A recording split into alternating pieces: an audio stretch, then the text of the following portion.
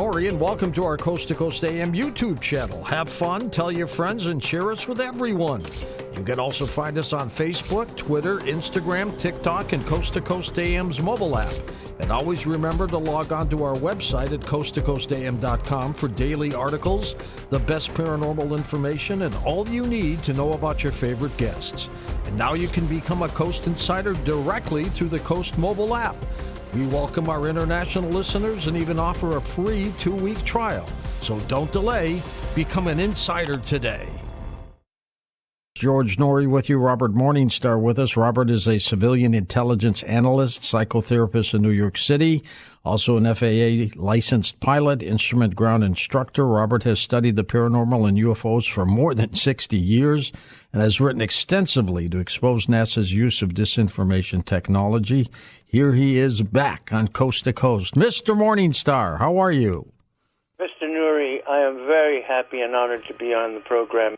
Just yesterday, a friend of mine in California wrote to me about being faced with orbs and seeing ruby eyes in the orbs. And this is now becoming a more common phenomenon. There's a wonderful interview on YouTube with Danny Jones interviewing Chris Bledsoe and his daughter. Uh-huh. And Chris Bledsoe, it's a 3-hour interview. I recommend it to everyone. You have to take it in small doses, half an hour. I can stand an hour, but I've replayed it because this gentleman went through something really terrible back in 2007. He went on a fishing trip with his son and his coworkers. This man really went through something. He had missing time when he went on this fishing trip. He thought he climbed up a hill and thought he saw the setting sun. And when he looked over the crest of the hill, it was not a setting sun. It was a brilliant UFO and then a second one. And he hid in the bushes and tried to stay under cover. Then he went back and he thought he'd been gone for 20 minutes. And they said to him, "Where have you been? You've been gone all night." He said, "What do you mean? I just was gone for 20 minutes. He said, No, you've been gone all night and your son isn't here either. He went looking for you." So he went and he found his son, and his son was in a state of shock. But to make a long story short, he encountered a type of extraterrestrial which is immaterial in its form as a UFO. It looks like a UFO, brilliant light or a red light. And I've heard this before from many people over the years who've taken pictures of orbs, and they claim that they saw eyes or faces inside the orbs. Mm-hmm. That's and right. describes an orb following him and settling a couple of feet away, and suddenly he saw red eyes inside the orb looking at him. Oh. He was startled. Then the orb came closer, and suddenly there was a little extraterrestrial. He said it was about the size of a 4-year-old boy staring at him, and that he was close enough to touch it. And he was told by NASA, it's a good thing you didn't touch it because it could have killed you. These creatures are kind of spiritual and material creature. They're called transmorphic entities in the MJ-12 documentation. They are entities that are pure mind energy, come from another dimension, can enter into our dimension and assume any shape or form that they wish to, whether it's an inanimate object or an extraterrestrial, as their form demonstrates. They're diminutive in size, and they can change from a morphological humanoid shape and then just zip back into what I consider to be a plasma state, where they become the orb. So there are different kinds of UFOs. There are flying saucers, and there are mechanical devices with high technology involving quantum physics and zero-point energy, things like the Roswell crash, nuts and bolts. Right. But there's another kind that's a spiritual entity, and we may as well call them angels and demons. Are they ETs? Yes, they are ETs. But listen, I notified Tucker Carlson a couple of days ago that we were going to have this show, and lo and behold, yesterday he was on a program, and he said that he thought that aliens are not from other planets, that they've always been here, that they are spiritual entities, and that they are both good and evil, and that he hears from knowledgeable people that the United States government has made contact with them, and we know this. Contact happened long ago, really, starting actually before Roswell. I think it was on your program earlier this year that I spoke about the Einstein-Oppenheimer letter of June 1947, which discussed how to integrate a celestial race that has decided to settle on Earth. And Oppenheimer and Einstein went through a lot of legalisms and jurisprudence and international treaties, but ultimately what they recommended to the United States government was to sign a secret treaty with the aliens. They call them EBEs, or Celestians, and to give them settlement rights, ranging rights, and in return for tutelage. This is the word that Oppenheimer used, because he thought that these entities were the return of the old gods of the Old Testament to the earth. And he felt that he and Einstein were the new priesthood who would settle and establish a third covenant with these entities. And he also told the government to keep it absolutely secret from the American people and from the rest of the world. Where do you stand on this, Robert? I stand on the platform that these entities are not gods, but they have fooled human beings into believing that they are gods. Aha. And that they are rapacious aliens who do not have our best interests at heart, and that they are leading us into wars against each other in the hope of destroying humankind. They want the earth, they want its resources, they don't want human beings on it. And there is an occult group of politicians, you might as well call them Illuminati or New World Order, that have sold their souls to these entities in return for affluence, fame, power, security, as they think of it, but there's no security when you've traded your soul. No, it's short term, believe right, me. Short term. So I warn people, they are trying to get us all riled up. When the Bible talks about fallen angels, Robert, yes, are they talking about ETs that have come down or something more spiritual? I think it's both. Here's the deal. The Watchers, who are described in the book of Enoch, led by Azazel and Samayaza, they decided to tamper with God's plan for humanity. They were just supposed to watch and protect, guardians. But they fell in love with the idea of being physical, and they decided to make a pact to go in unto women and to produce a race that was a hybrid race of angels and humans. And these were the Nephilim. But they were horrible creatures. They were gigantic in size, and they looked down upon humanity and started to destroy humanity. They started to eat human beings. And the book of Enoch says that Enoch was approached by the Watchers after their fall. What happened is they were cut off from heaven. In their natural state, they could be in heaven and they could come down to earth, and they could return and back and forth, and they were in constant contact with the Godhead. But when they committed this sin of breaking the covenant or the mission, they went in unto women and they produced a strange hybrid. They were cut off from heaven. The reason why Noah's flood, right? Yes, Noah's flood was the result of the spread of this degenerate race of giants, primarily, and the chaos that they'd caused. And so the flood was sent to wipe them out. And the flood story is throughout the world, throughout the Middle East, but the flood story about giants is also to be found in Central Asia. I found a book by Nicholas Roerich, who traveled extensively through Central Asia. He fled Russia after the revolution and headed down to India and Tibet. And as he passed through those countries, he picked up a lot of stories. And he heard a story about a giant who had survived the flood by swimming. And then we come to recent years and modern times with the stories of the giants that were found in Afghanistan. And I heard about the killing of a giant by the U.S. Armed Forces many, many years ago, and I was dubious. We had that story with Stephen Quayle. Yeah, he broke that story, but I actually met a Marine who told me, yes, I was part of that platoon, and the thing was gigantic. It was 18 feet high and as wide as two men, and he ripped the head off one soldier and ripped the arms off the other, and it took everything they had to bring it down. Remember that Obama and all the European leaders were making trips to Afghanistan? Right.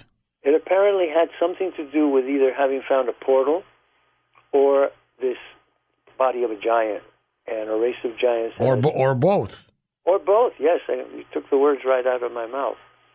Now, with regard to Christmas, its mystical aspects, its mythical aspect.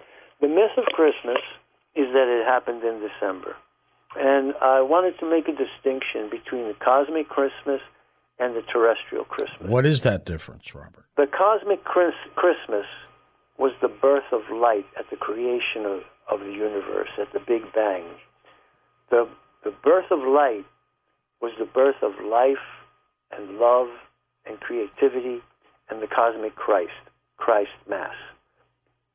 Secondly, in the material world, there is divinity wants to partake and participate in the material world. So God created man so that he or it could interact with man out of love. God created this universe out of love and loneliness, is my belief. And that second Christmas was the birth of Jesus Christ, where divinity came down into incarnation.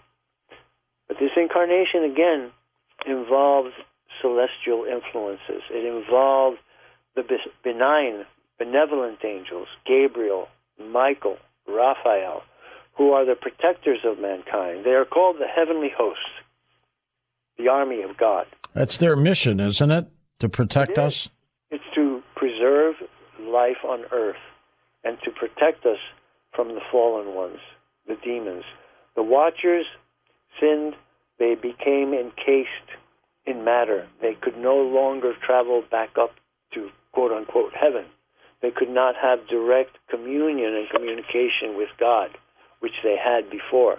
And it's very interesting to read the account in Enoch of their despondency, their depression, like the worst crash any drug addict could ever experience is described in these fallen angels when they crashed to earth.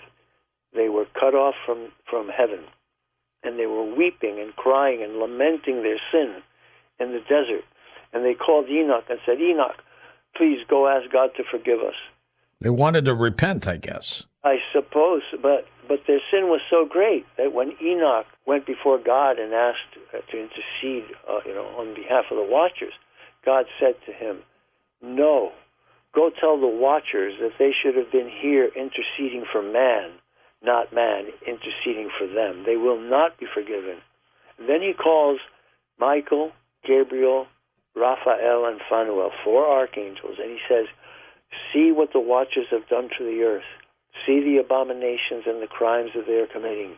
Go down, bind Azazel and Samayaza and his cohort, and bury them in the desert. Bury them on their backs so they can see up.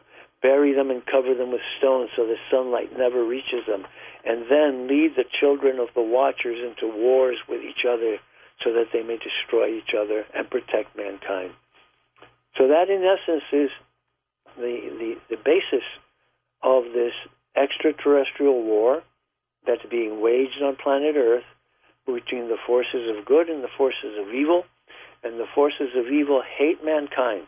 That is Satan, Lucifer, the devil himself. And George, I was warned 42 years ago. I had a near-death experience. A ghost came to my bedside, confronted me, and he said to me, a diabolical entity has taken over the world's great religions to corrupt mankind and to destroy humanity. Could that be the Antichrist? That is the Antichrist. Yeah. The Antichrist is waging war against Christ, who is life and waging war against humanity. Take a quick second. Where do people get your ebooks? Well, you can write to me at robert.morningstar@gmail.com, and I have UFO Chronicles, compendium of all the most important documents that I've compiled from UFOs. And I also have Mars, the Four Faces of Mars. It's called the Martian Revelation. And, of course, I have my work on JFK. What do esoteric and occult themes have in common with the music group Blondie? Writer and musician Gary Lachman tells us all. Gary, welcome to the show. This is a treat. Oh, thank you very much for having me on. It's a pleasure. When your music career and this career, two distinct, incredible careers, how did you do that transition from one to the other? This is amazing. Well, I first became interested in the sorts of things I write about when I was playing in Blondie back in 1975, which dates me quite a bit. but I was living on the Bowery in New York with Debbie Harry and Chris Stein was the guitarist. We were in a dilapidated loft space not far from the club CBGB, where all the bands from New York scene were playing. And one of the people who shared this loft space with us was very interested in the occult and in magic and in the sort of dark magician Aleister Crowley in particular. And I just became sort of interested in it from being around these people. And there was one book in particular that I read at the time. It was called simply The Occult, and it was by a British writer named Colin Wilson, who wrote quite a bit about it. And I just became fascinated with it and started reading about it. And then over the years, what began as a kind of, naive, enthusiastic, interest in this kind of thing gradually became what I hope is more of a kind of serious study. And it took a long time. I didn't start writing until the early 90s. I mean, when I dropped out of music in the early 80s and went through a kind of career change, thought I was going to be academic for a while. That didn't work out, but by the early 90s, I started writing about these things for different magazines, and that gradually turned into writing books about it. And you're very prolific. How many books now? I mean, The Secret Teachers of the Western World would make what number? I think I'm just one short of 20. That's amazing. So I'm working on a book now, precisely about this British writer Colin Wilson, who died a couple of years ago. So that I think that will be my 20th book. Knock on wood. Our dear friend Mitch Horowitz thinks so. I'm reading the quote that he has written here on your book, and he's just been a great guest of ours for so many years. Gary, he's a great guy.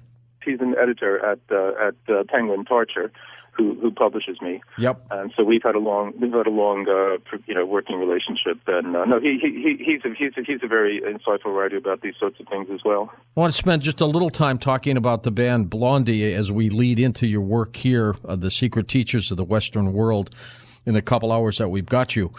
What was the moment, that deciding moment, Gary, when the band knew we hit it big?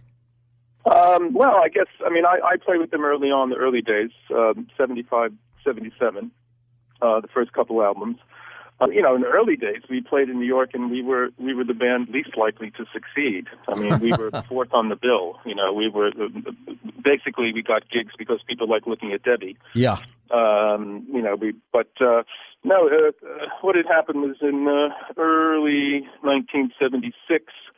We hunkered down in our loft space, and we spent a couple months working on new material and rehearsing and really getting our act together, literally. And then we started doing shows, and it was a transformed Blondie, and we were a much better band. And we started attracting a lot more attention, and the whole New York scene in general was attracting more people from, sort of the tri-state area. People from Connecticut and Jersey were coming over to the Bowery and hanging out. A song I wrote, actually, is called Ex-Offender. Mm-hmm. It's the first Blondie single. That got the attention of a producer named Richard Gotterer, who had been around since the 1960s. He wrote My Boyfriend's Back. It was a big song in the early 60s. And I think he also produced Hang On Sleepy and hits from that era. Now, he came down, because all these kind of people, all the suits were starting coming from uptown. They wouldn't go down, past 23rd Street, but then they started because the the rock press started writing about the scene, New York, and bands like the Ramones and Patti Smith and Talking Heads, and so they started to come down, and they just heard Debbie, and they thought, no, this was it, this is a good song, and it was a period when kind of people were getting back to the roots of rock. They went through a long patch where you had these sort of supergroups and these kind of operatic, bands like Yes and Emerson, Lake and Palmer. And I think people were getting a bit tired of this kind of, overblown, big Wagnerian kind of sound, and they were looking for something simpler. And that's what was happening there. And, that's what happened. Richard Goddard assigned us to do a single. We did a single, my song, Ex Offender. It kind of took off from there.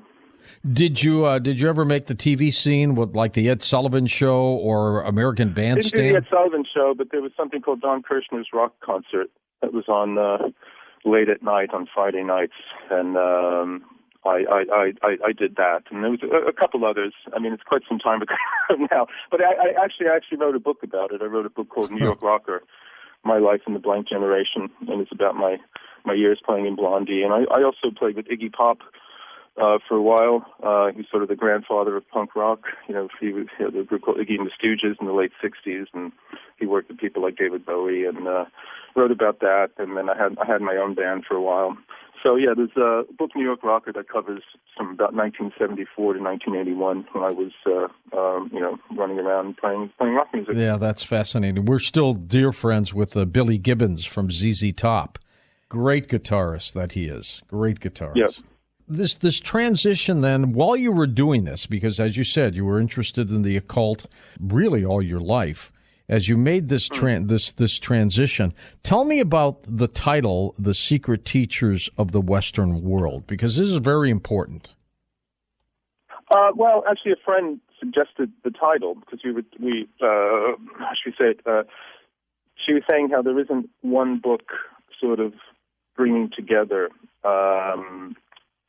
the story of what you want to call the esoteric tradition or the Western inner tradition. Give you a little background on that. Is like from about the 60s, people dissatisfied with sort of Western religion, Western philosophies, looked to the East for some kind of enlightenment, looked to Eastern philosophies, Buddhism or Hinduism, and so on, for some kind of spirituality. But in the West itself, there's a whole tradition of this, but it's been more or less obscured or kind of presented in rather, kitschy kind of scary ways as sort of the occult or, Satanism or something like that. But there's actually a long tradition of this kind of inner spirituality within the West itself. The idea was that although the mainstream philosophies and basically science and mainstream philosophy is basically tried to ignore this or to dismiss it completely as a superstition, it nevertheless has informed all of Western culture for the last, couple thousand years, more or less. And so that's why it's the secret teachers. The secret in the sense that they're not that well known, or they've been obscured, hidden, or what they actually teach is kind of secret. And that's another meaning of the word esoteric. It really means inner, but it also has this connotation of being something that's, is slightly hidden, something that you actually have to kind of work towards a bit to find. That was the idea. The idea was to tell the story of this tradition in the book itself. I look at it in the context of, jumping ahead a little bit here, I look at it in the context of developments in split brain psychology. You and your listeners may know that we have, the human brain, the cerebral cortex is separated into two hemispheres. And over the years, we discovered that they actually approach and interact with the world in very different ways. And there's a wonderful book that came out a few years ago called The Master and His Emissary by a neuroscientist who's also an English scholar named Ian McGilchrist. And he basically rebooted the whole split brain story, showing that the two sides of the brain, while they may do the same sorts of things, they do them in very different ways. But he also argued that there's a kind of rivalry between them, that the two sides are kind of in competition with each other. And he argued that in the last few centuries, the left side of the brain, which is associated with logic and analysis and rational thought and sequential sort of thought, has gained the upper hand. and this older, more intuitive, more sort of poetic, even more mystical, we might say, kind of way of approaching reality and understanding it has been sort of dismissed and obscured. And that's the sort of the narrative that I'm saying in the book, is that this whole other tradition that's part of our whole heritage, and it's actually part of our own psychology, has been kind of obscured and kind of pushed out of the picture, airbrushed out of the picture by this other mode of consciousness that's gained more dominance. So I try to show that even though it's been kind of sold short and painted in this kind of picture of being sort of silly superstition, it's nevertheless informed, people from Shakespeare and Goethe and the Renaissance and Plato and all of the sort of, many of the great figures of Western culture. What would these people be saying today, Gary, with what's happening on this planet right now? I mean, just unbelievable. We had that. They'd be saying, "Oy vey." My God. I think they'd be shaking their head saying, what went wrong? Yeah. But I think they'd also be trying to figure out if there's some way we can approach it to understand it. That is one big question there. And, it'd be very, very difficult to encapsulate quickly what they would be saying. But I think many of them would be saying that perhaps if we didn't leave this whole other side of ourselves out, this whole other more intuitive way of approaching the world, might not be quite as bad as it is. But yes, we're in pretty bad shape these days. I think I've witnessed so many things happening on this planet, from Vietnam, Kennedy's assassination. I was 13 years old when that happened, and we've just seen so many things happen on this planet. But at this point right now, I've never seen the planet so topsy-turvy. It's almost as if these leaders don't know how to lead anymore, and that everything is run amok. I'm not surprised you say that. In fact, one of the themes I talk about in the book is this idea that this dominant, sort of rational, logical, scientific, all these words are in sort of quotation marks. I'm speaking in generality. Yeah, I understand. It's starting to break down. It's starting to kind of come apart and sort of deconstruct itself. I think one of the results of that is that we are living in this time which seems a great deal of chaos. So there seems a lot of conflicting, different things that we're trying to achieve, but they're conflicting with each other. So they're sort of negating each other. And I'm not surprised that the people, who are supposed to be leading the world, the nations of the world, that they're just as confused as everybody else. And yes, it's a dangerous time. Now, the hope is that out of this kind of time of chaos and mess and confusion, some new revitalized vision may emerge, but exactly what that's going to be, I don't think anybody knows at the moment. No. These teachers in the Western world, were they widely accepted, or did they have to do a lot of their work undercover? Well, at different times. See, that's one of the surprising things, if you look into this, is that a great deal of the types of ideas and philosophies that contemporary sort of mainstream thinking rejects as superstitious were at time accepted and were in fact prestigious. Now, I'll give you one example. Isaac Newton, the father of modern science, father of the modern world, basically, discovered gravity. He wrote more about alchemy than he did about gravity. He wrote more about what was called the occult sciences at the time when he was working in the early 1700s. Occult just means hidden. And it's the same principle as when we have an eclipse, when the moon passes between the Earth and the sun. It occludes the sun, so it's something that obscures something. It hides something. So the occult just basically means the unseen. The Coast mobile app is now available for download on iPhones and Android devices. You can become an insider directly through this app. This is a great option for our international listeners, and new users will also receive a free 2-week trial.